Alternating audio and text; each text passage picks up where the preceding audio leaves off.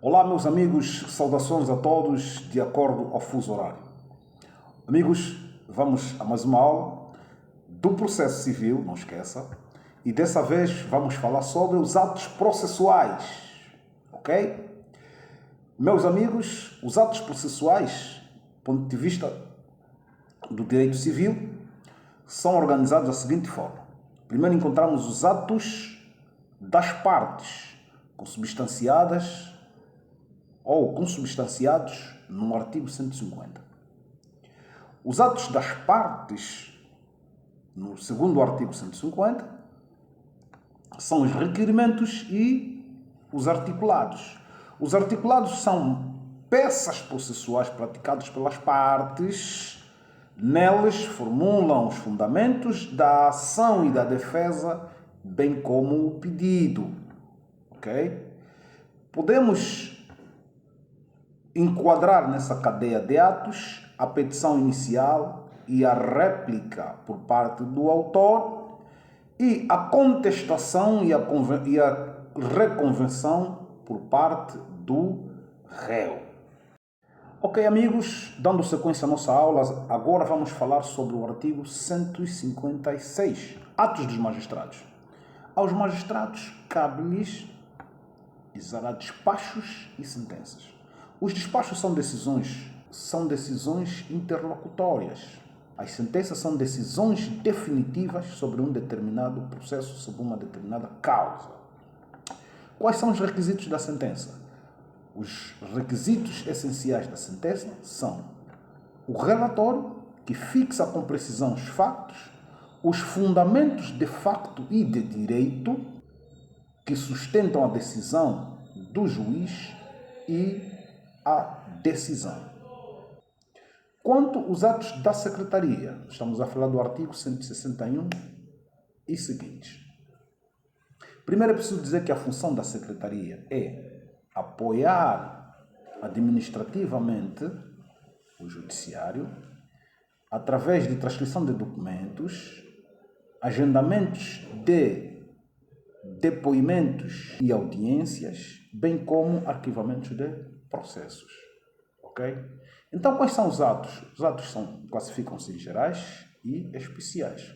Os atos em gerais são autos, termos e certidões. Os autos são atos praticados pelos oficiais da justiça e carecem sempre de um mandado do juiz. Nos termos formulam-se declarações de vontades ou de ciência das partes. Já as certidões visam atestar de forma oficiosa a veracidade de certos factos. Quanto aos atos em especial nós temos a distribuição e a comunicação dos atos. A distribuição é o ato da Secretaria que visa o princípio da igualdade, ou seja, a distribuição de tarefas de forma igualitária para todos os magistrados. Ok? E a comunicação dos atos.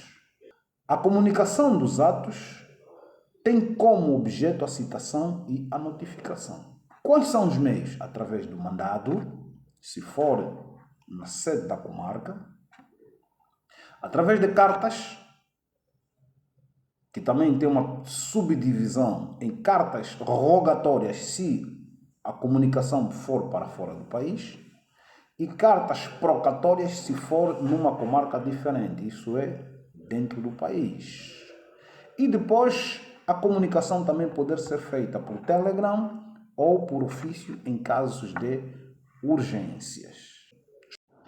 Por último, vamos tratar sobre os prazos. Os prazos processuais é uma matéria que vem regulada no artigo 143 do Código do Processo Civil e estabelece que os prazos são contínuos, devem ser contados de forma contínua, mas a sua realização é vedada aos domingos, aos feriados, bem como os dias de férias. Os prazos processuais subdividem-se em prazos perentórios e prazos dilatórios. Os prazos dilatórios admitem a alteração, o alargamento através das partes, pela vontade das partes, através das convenções entre as partes. Já os prazos perentórios não admitem essa possibilidade, abrindo apenas a exceção em casos de eventos naturais imprevisíveis, alheios à vontade das partes. Assim, temos terminado com a matéria ligada aos atos processuais e um adeus.